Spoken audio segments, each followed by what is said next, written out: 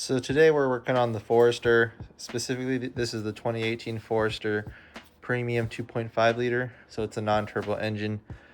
The front rear bushing on it is starting to fail or show early signs of failure. It's kind of like has these hairline cracks all over it, as well as when we're driving over 60 miles an hour, it starts to shake and vibrate.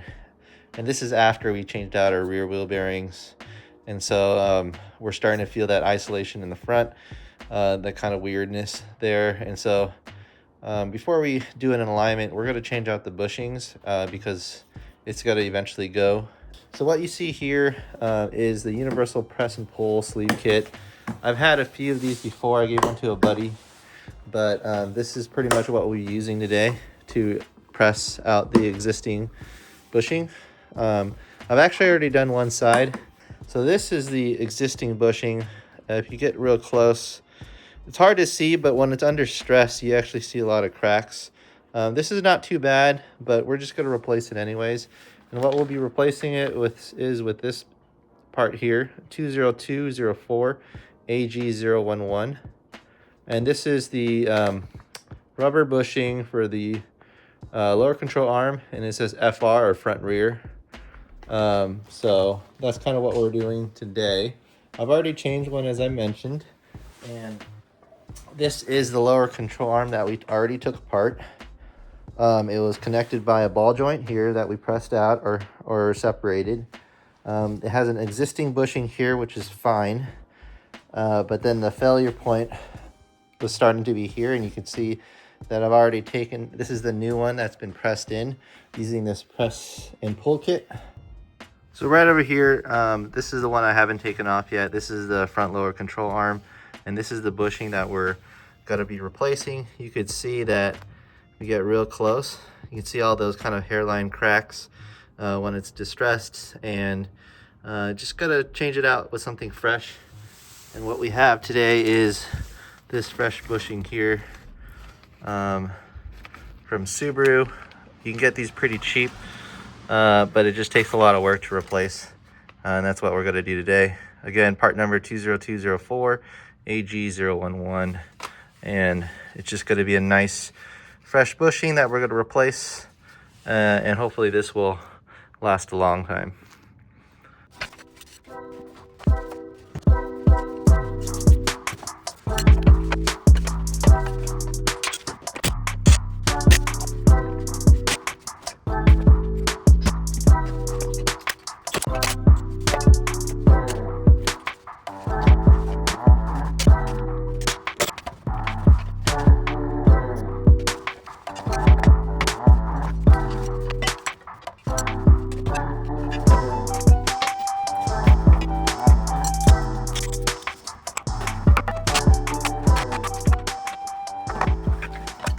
So first thing I got to do is take out the sway bar end link. You can either take out the ball joint first, or you can take out the end link. Let's start with the end link because I have to do it eventually anyways. The end link, as you can see, it's connected from the sway bar, connected to the end link, and then you basically, the end link is connected to the front arm. You can either take off the sway bar side, or you can take off the end link connection point. I'm gonna just take out that connection point there, and it's connected by a 17 millimeter. So if I get a little closer, you could pretty much see what I'm talking about. Yeah, so just that middle section, this bottom section here, this is what I'm gonna try to take out. 17 millimeter, and I have a breaker bar connected to it. There's not much room, but we'll see if I can just crack it open or loosen it up. That way it's just easier to take out. But it did work. If I come out a little bit, you can see that I have this breaker bar here coming from the bottom. It's going to hit up the rotor if I keep going too far, but it'll move it a few inches. And you can see that it's pretty much loose at this point. There you go. There's the nut connecting to the sway bar end link. We're gonna put that aside in a safe place, and once we take out the rest of it, we'll be able to swing this out pretty easily. So we're over here on the side. And you can see this is the where the axle is, and this is the lower control arm. We're kind of trying to get into the castle nut and zoom in there. So with the cotter pin straightened out on the other side, we're ready to pull it. So we pretty much need to just pull out, and hopefully it's easy to come out. There's nothing rubbing against it.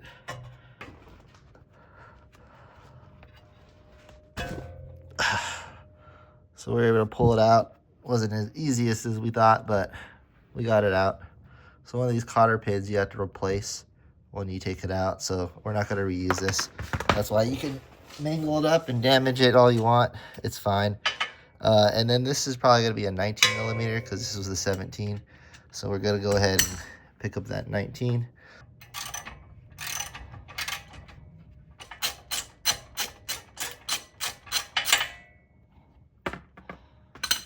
All right, castle nut out. We're gonna put that aside because we're gonna reuse that.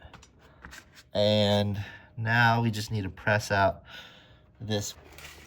So I'm gonna have to switch ball joint presses. I have this one here. I'm hoping I can slide it through so it can meet the surface. It does slide on, so that's good. And then now we're just gonna press the middle here. So we're gonna put a little bit of load on the brake caliper, lifting up the shock. So I think it's pressing it down.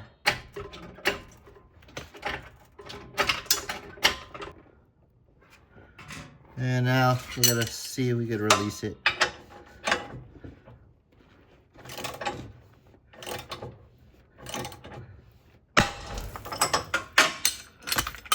All right, as you can see there, we popped out the ball joint. It does make a little bit of noise, but that's normal.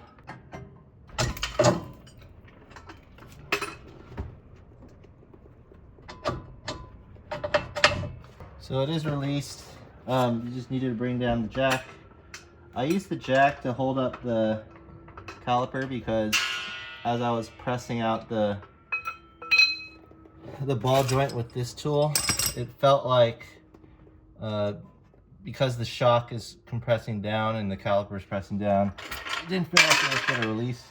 So I used this kind of like floor jack, just kind of press it up just to release it as I'm pushing the arm up and the ball joint out. It's not pressing back down, so it's not like pushing it back to where it was. But yeah, if you can't use this ball joint tool, separator tool, there is this one here. That's quite useful that I've used on older Hondas. I've been using this on the RSX and it's been serving me pretty well, but it would seem that I needed something a little bit more special. So just wanted to zoom into the areas we're going to take apart. As I mentioned from above, we're going to take about that bolt there right in the center, right underneath the axle. And then the other bushing is going to be right here, but it's going to be located from the bottom, so I'm going to go ahead and move the phone.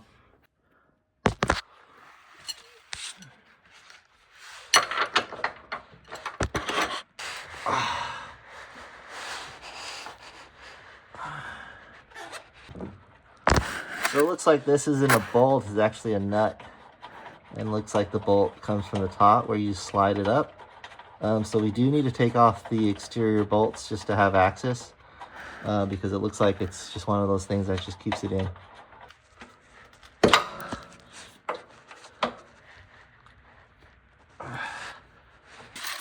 This one's a 17 and these two are 19s. And we just took off the 19 millimeter nut, connecting the lower control arm.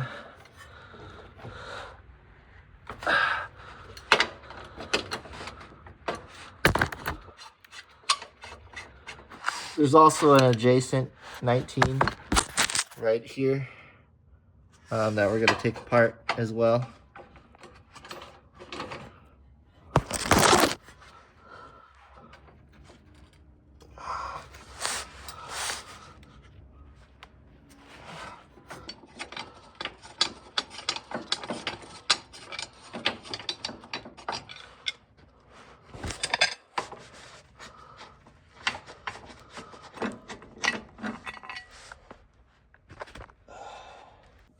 All right, in order to take out that last bolt, I need actually an open wrench here.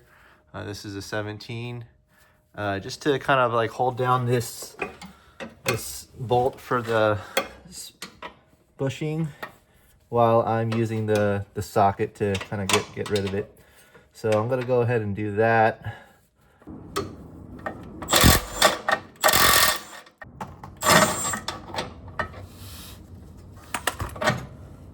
So we're gonna take out the bolt now.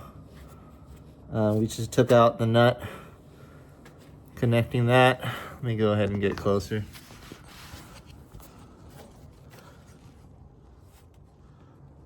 So we just gotta take this out. We're gonna reuse all these suspension bolts, so we don't want it to tear up or cross thread them, but we just took this bolt out and now we can go ahead and take out this lower control arms. And it should just slide out easily, but you never know with these things. There we go.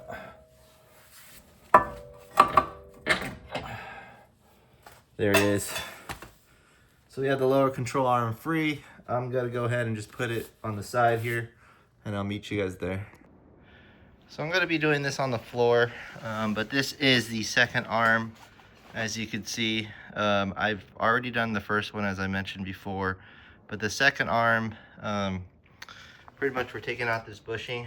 And as you can see, if we draw a line from the ball joint that we had separated to this compliance bushing here, that's kind of where you want the arrow or the angle to be pointed at, and that's why they have a white dot here. And so what we need to do is take the new bushing and just make sure that we align it the way we want to, and just matches how it came out of OEM. What I noticed is like these little, this is the new one, these little circles on top of it, that is facing up, versus this one has these no circles and these like two little dots on the side. That's kind of on the bottom. And then I think it just comes down to which direction you want it. I don't think there is a particular direction, but we could double check there. Actually, yeah, you could see it as it caves in. You probably want this side facing out. And then we want to mark this bushing because we're going to need it to guide us later when we insert it.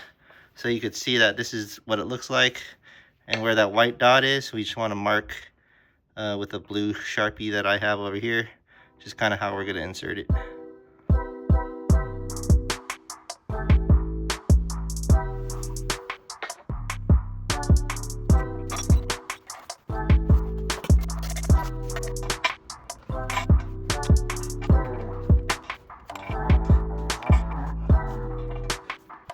All right, so you can see I've been pressing it down. I have a 72 to intercept the sleeve. It's just the perfect amount to hold against this metal part.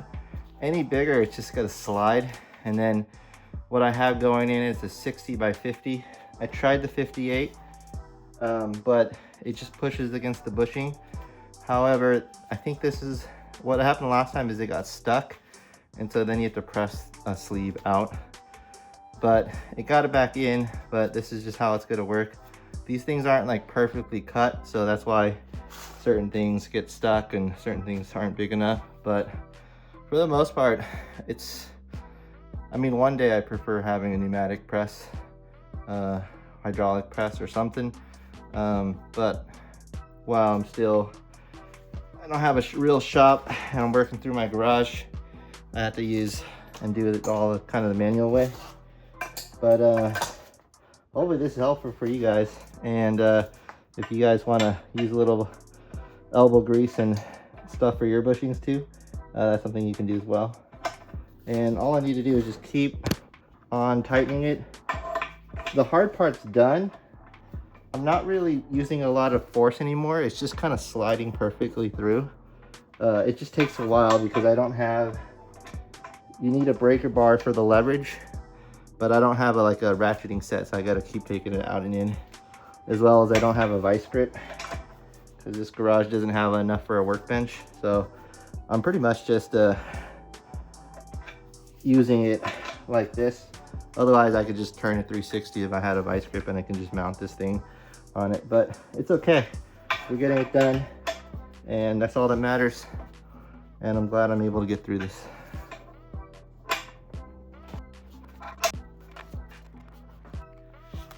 So we're breaking through. We just need to do this a lot of times.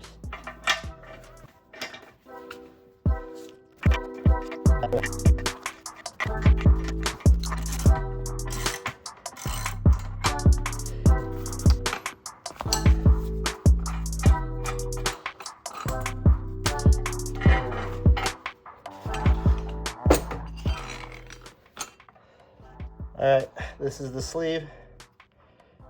It's pressed out, and we're gonna put it aside.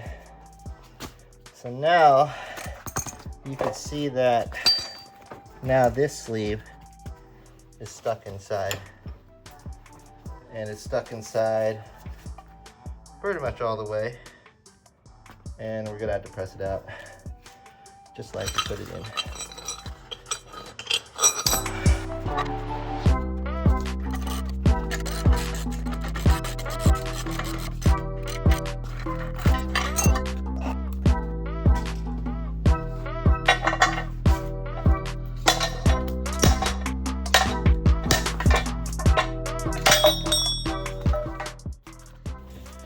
All right, so you saw I just hit it out with a mallet. It's really the only way to get it out. You have to push the sleeve out just because it gets stuck. But for the most part, we're ready to put it back. This time, I'm gonna put it back on the tripod. We're gonna put a little grease around this one, and you're gonna watch me put it back.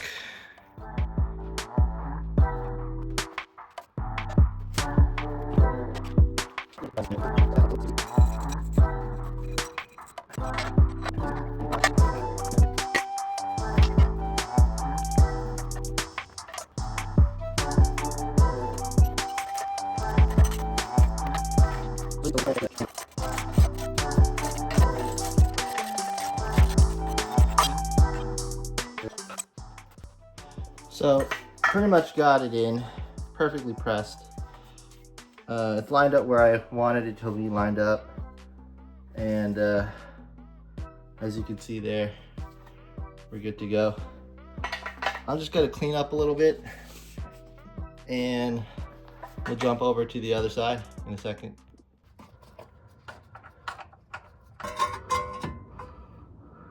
All right, as you can see, it's a little on the dark side here, but I'm working in the garage today and then in the evening. But as you can see, I got the arm back on with the new bushing. I'm just kind of getting everything in the right place. I'm not going to torque it down today. That takes a specific procedure, getting it on load. But what you're going to see today is I'm just going to put it down, and you're just going to see me put one side on, get all the bolts in the right places, and then I'll torque it down tomorrow.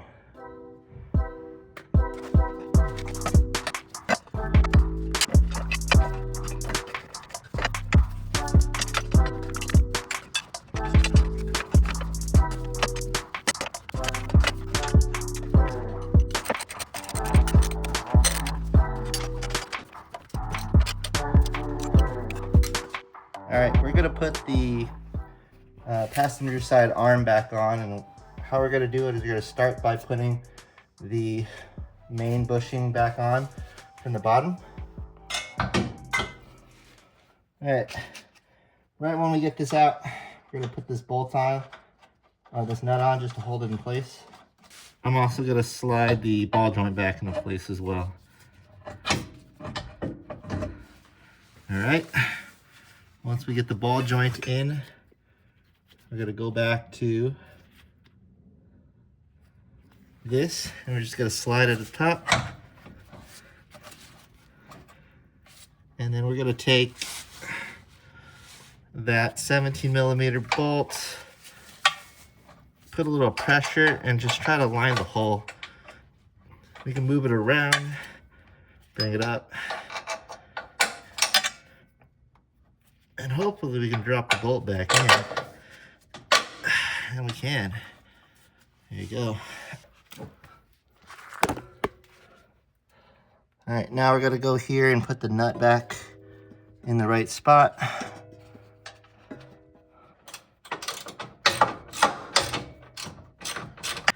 So we're gonna focus on this side and put the bracket back on. It involves getting this one back into place. How we're gonna do that is take off this nut from earlier.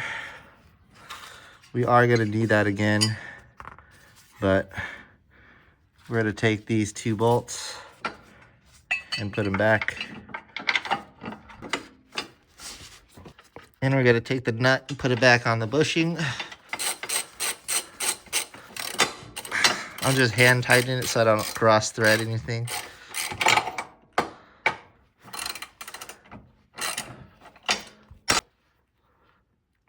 And then lastly, I'm gonna take this last bracket and we're gonna place it here.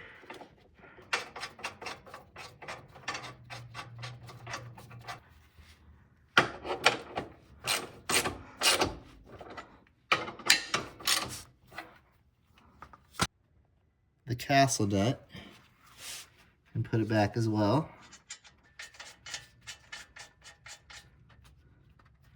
And then this one is the end link that we need to swing around. We're gonna adjust it and hopefully we can drop it in.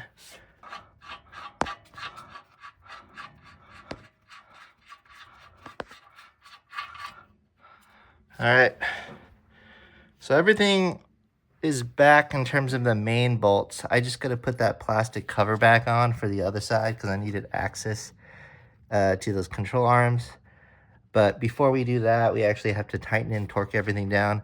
I'm gonna leave that for tomorrow because I need some time to recuperate. All right, so we're at the next day, and what I'm gonna do is start torquing some of the bolts that are around it, like the brackets and stuff like that. So let's get started on that. So this main bracket here that connects that bushing, this bracket's going to be at 110 foot-pounds, 110.6. So we're going to do those 2 and then do the other side as well.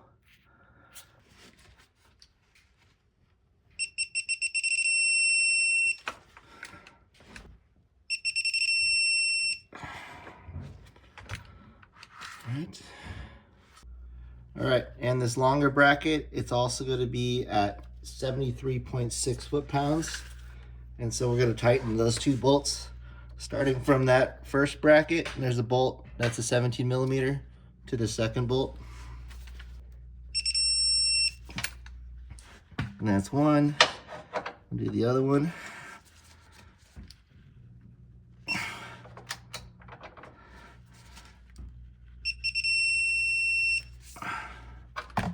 Cool.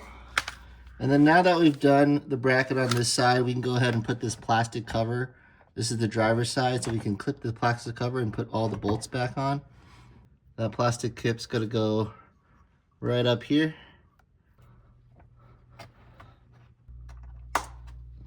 Snaps on really quickly. And then there's a few bolts that are running along the side. And it's connected by a 12 millimeter bolt. We're just gonna hand tighten it. And then no really torque specs here. Just kind of hand tighten it and just make sure it's on all the way. We'll come back and tighten those things, but let's get all the bolts in first. All right, we're gonna move right below the control arm so we can access these other bolts. There are 2 bolts here that need to go there, so we'll start to insert it now. And there's another one here.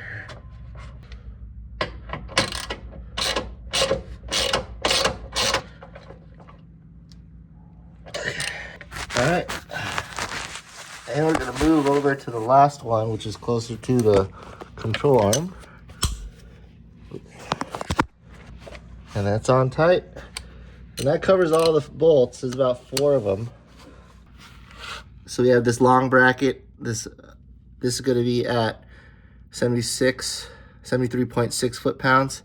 With this larger one, it was 110.6. Because we're on the driver's side, we had to remove this plastic cover to access one of the long bracket bolts, which sits underneath. And in doing so, we took off 4 bolts, 2 on this side, as you can see here, and then 2 in the front. That allows us to drop down the plastic cover, and then we were able to access the bolt for the long bolt, and that's how we took down everything from there. So now we're gonna just go ahead and tighten the sway bar end link. So the sway bar end link connected to the lower control arm here, that's gonna be torqued at 44.3 foot-pounds.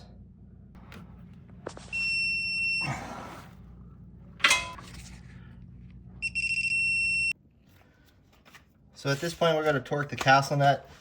So the castle nut is torqued at 36.9 foot-pounds.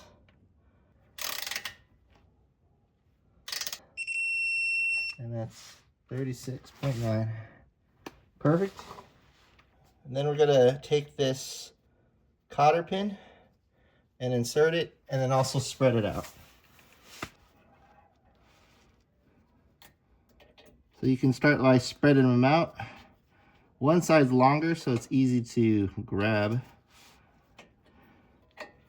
That's one side. Then there's the shorter side. That's a little harder to bend perfectly, but you just need to get a little leverage. And that's it. We're just gonna finish up torquing everything down. We just have the the front control arm bushing, as mentioned, as 70.1 foot-pounds, and then the main bushing, the one that we replaced, we call it the front control arm rear bushing, is going to be at 81.1, but we can't do that until we get the car on load.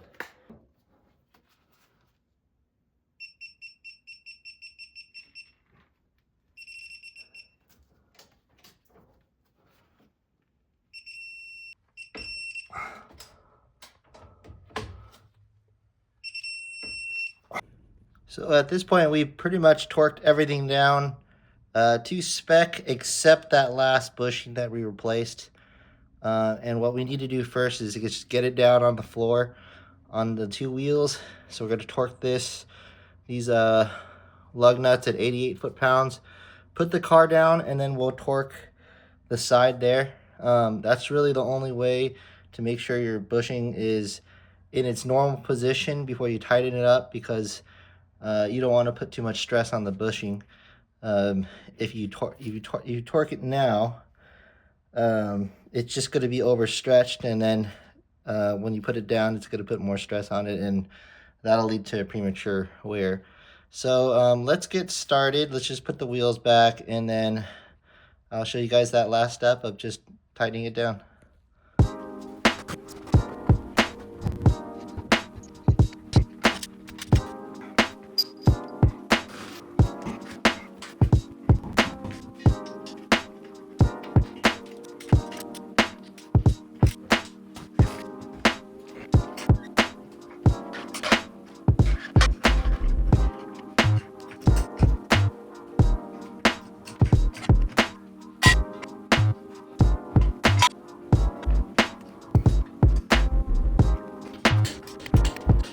So we've torqued all the wheel bolts, the lug nuts, at 88.5 foot-pounds. And the very last thing you need to do for the Forester is really torque that last bushing. I left it on pretty loose. It's all held down by the chassis weight, and we need to torque it down at 81.1 foot-pounds. So I'm going to adjust the torque wrench here and just make sure it's set to 81.1. And while that is setting and locking, I'll just kind of put the phone down, and you'll see the bolt that I'm going to be tightening at this point. Now, one thing to notice is just between that crack, I don't know if you guys can see it. Let's see if I can point the camera a little bit better. But right between this crack, you'll see that nut. You see that little white-ish area? That's like the threads. And that needs to be torqued down at 81.1. And when we get right underneath, we've torqued everything else down. The last thing we need to do is just torque that and just tighten it.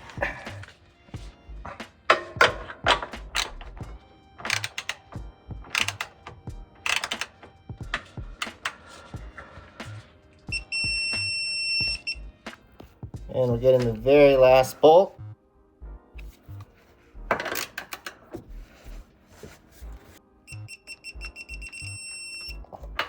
So that's it. You just saw me take out the lower control arm, press out that rear front bushing on that control arm, and then press it back in with a new one. And then installation, there's just a lot of parts, but that part's not actually that hard.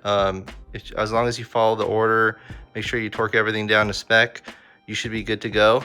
The only thing you have to do with bushings is make sure they're tightened at load. So that the one that we replaced, just make sure it's on wheels, or if you're just kind of driving on a ramp, that works too. But you just gotta make sure you tighten it down a spec on load. And that's what we did today, and hopefully this was helpful on learning how you can remove and reinstall your bushings. You don't actually have to go this route if your bushings are torn. You can also buy an entirely new control arm, whether aftermarket or Subarus. But yeah, thanks for watching again. Thanks for supporting my channel, and have a good one.